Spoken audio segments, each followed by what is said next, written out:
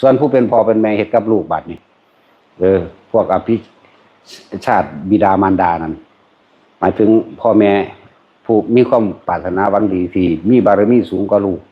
ลักษณะนั้น ถ้าฮักลูกนะอย่าให้มันตีอย่าให้มันฆ่ามันสิกินยาบ้าเมาสุรายาอีแจ้งตำรวจแจ้งเขามาเอาแต่ว่าคือว่าล่ะว่าเสมอมันบ่มีใครอยากรับผิดชอบไผว่าไปตามความมันเป็นโลดเขาก็บ่อยากเอาแล้วเนาะว่างคิดให้มันเป็นแล้วก็ต้องแกล้งเป็นธรรมดาเพราะห้องเบิ่งความสามารถฮักลูกก็ฮักอยู่ก็บ่กล้าเฮ็ดนั่นนี่กับมันแต่ว่าฮักในลักษณะนี้คือไปแกล้งเขาให้เขามาเอาไปบำบัดมั่งไปติดคุกมั่งเฮ็ดไปย่านมันเจ็บมันปวดเถาะ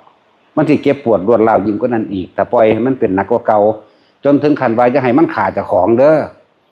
ถ้ารักลูกเข้าใจบ่ล่ะ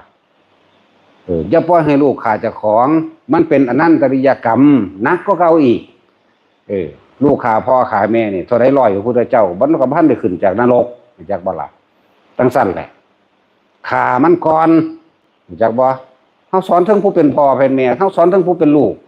ให้คำแนะนำให้แล้วแต่ไผสิเฮ็ดเด้อันนี้แนะให้คำแนะนำเด้นี่เฮ็ดบ่เฮ็ดก็สร้างเด้นั่นแหละให้คำแนะนำบ่แม่นไปตัดสินใจให้เพียงแต่ว่าเว้าให้ฟังบ่ได้เว้าให้เชื่อบ่เชื่อก็สร้างเด้ให้เลือกเอาตัว สั่นแหละจังว่าอย่าปล่อยให้ลูกมันขาดเจ้าของถ้าหักมันแท้ๆนะอย่าปล่อยมันผ่านทรัพย์สินเงินทองถ้ามันติดสุรายาเสพติดยังก็ดีแจ้งเขามาเอาไปบำบัดหรือบ่บำบัดเอาไปแต่ว่าถ้ามันถือปืนอาวุธขึ้นมาสิตีสิคู่สิขานี่อย่าปล่อยมันขาได้ขามันก่อนเรื่องกฎของกรรมเป็นเรื่องที่ยาวนานแต่ว่าเรื่องกฎหมายมันเรื่องสั้นๆนึงเด้จักว่าล่ะเรื่องกฎของกรรมมันเป็นกลับเป็นกันเป็นอสงไขยเด้ใส่สดใส่ลงไปในหันมันติดคุกหรือมันดีบ่ดีเขาบ่ติดซ้ำดอกขาแม่งโลดเข้าใจบ่ล่ะซาลูกเด้ออันนี้เฮาก็เว้าเรื่องพ่อแม่ดีแต่บ่ล่ะเจ้าลูกนั่นพ่อแม่บ่ดีปานใดก็สร้างห้ามฆ่าเข้าใจบ่ล่ะฟังดีๆเด้บ่แม่นให้ไปฆ่าไปตีเด้พ่อแม่สิเป็นจังไดก็สร้างวางจิตให้มันเป็นเฮ็ดนำให้มันถูกต้องตามสมควรแก่เหตุโลดบางคนก็เจ้าเล่ห์มันยาบ่บาปดอกเป็นหยังคือว่าบ่บาปบ่แม่นว่าไปตีไปฆ่าเพิ่นเด้ผู้เป็นลูกเด้อผู้ลูกดีเด้อ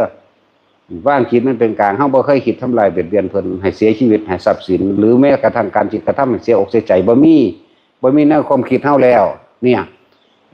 พ่อแม่ติดการพนันพ่อแม่ติดเหล้าแม่นบ่ให้ทีละ100พ่อเขาได้ซื้อกินเขาบ่ซื้อกินก็สร้างเขาที่เพราะหั่นนี่เฮาได้ชดเชยตัวนี้ให้แล้วโดยวัตถุ